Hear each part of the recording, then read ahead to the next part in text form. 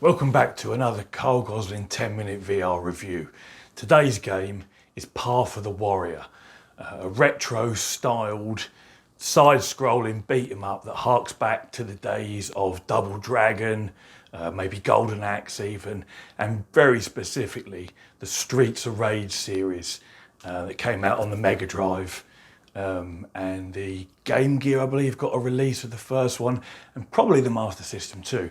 But if you're familiar with any of those games, you're going to feel right at home with Path of the Warrior.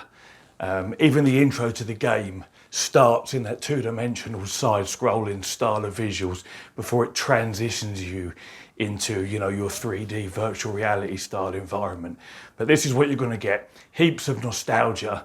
As far as the gameplay goes, even the graphics, the sound as well, and the music, it's very much that Streets of Rage feel. It's even set in Rage City. I mean, they couldn't have sort of based it on the Streets of Rage series anymore, to be honest. Now, this was first released 6 to 8 weeks ago, single player only. 2 weeks ago, I think it was, they released a 2-player update. Now, of course, if you all remember those older beat-em-ups, it was all about the 2-player. That's why we played it. You got your mate round, your brother, your sister, whoever it was, and it was all about 2-player, going through, beating crap out of everyone and one another half the time as well. And that's what made it fun. So now this 2-player release is out, it really does make it double the fun. It's well worth a play, and I think it's only 15 quid as well, so it's not massive money. From a single player campaign point of view, it's only a couple of hours long, and you go from area to area, beating everyone up and saving city residents that have been hidden in different places in the areas with a bomb attached to them. Maybe they're behind a picture, maybe they're in a safe, maybe they're in a pool table even somehow. But you go through, you beat everyone up, and then you can hear them sort of crying for help. You run over, you find them, you defuse the bomb by beating the crap out of the bomb. So it's very much a beat 'em up in this respect. But it's quite a bit of fun. You can tell it's been designed really with the Oculus Quest in mind. And there's two reasons I say that. The first reason is you really want to be able to spin around freely without a tether, without a wire, because these guys come at you from all angles, behind you, in front of you, side, and they come in at quite a pace in some scenes as well. And you really want to be able to just turn around freely, smack, beat crap out of them, but with a bloody wire attached to you. From your HMD, you'll soon get tangled up. Either if you've got ceiling mount, it will start twizzling up, or it will get wrapped around your ankles. So for Quest owners, this must be an absolute joy to play. For me, using my Rift, I have to keep using the thumbstick, to rotate myself 45 degrees at a time, and you just can't do it quick enough, I think, to keep up with where all these guys are coming from. It does spoil the gameplay a touch. Quest owners are going to love it. Throw in the 2-player element, a couple of mates with a couple of Oculus Quests, and you're going to have a whale of a time. It's going to be so much fun. You've got kicks as well as punches. The kicks are obviously buttons. We don't have feet or leg tracking, so it's just the way it is. But I'm glad they included it rather than it just being your fists. Because it could get a little bit boring. But you've got your fists, you've got kicks, you've got special moves. You can pick up weapons just like in any beat 'em up in all the Streets of Rage series.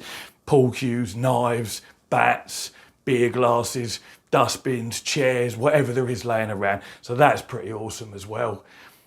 You can grab the guys, you can throw them. I wish we could headbutt them, because your head's tracked, so it'd be a nice touch to be able to grab them and throw a headbutt in there. I think it would be quite a nice little add-in they could do to this in maybe a later update.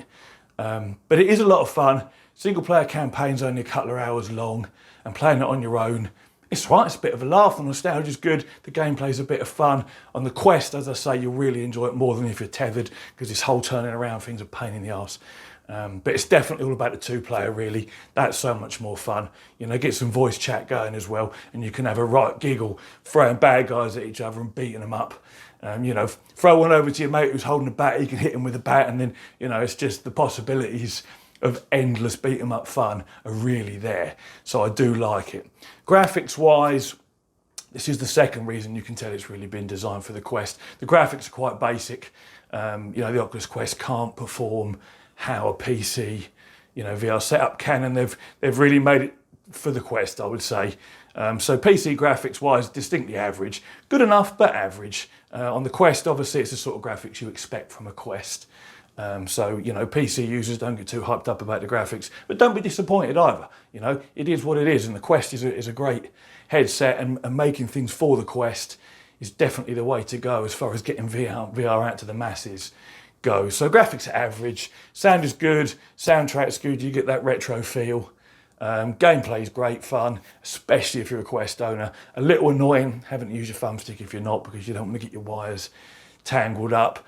But overall, for the price, I'd say definitely go buy it, give it a whirl. If you've got some mates to do two-player with, even more so. But even then on your own, it's a couple of hours of fun. It'll tire you out physically, punching and ducking. And, you know, the guys react to where you hit them. So you hit them in the stomach, they're going to double over. You give them an uppercut and their head goes back. You know, they do respond to what you do. So it's a lot of fun. The graphics are plenty good enough. Not amazing, but good enough. Sound is good. Soundtrack's good. Two players awesome.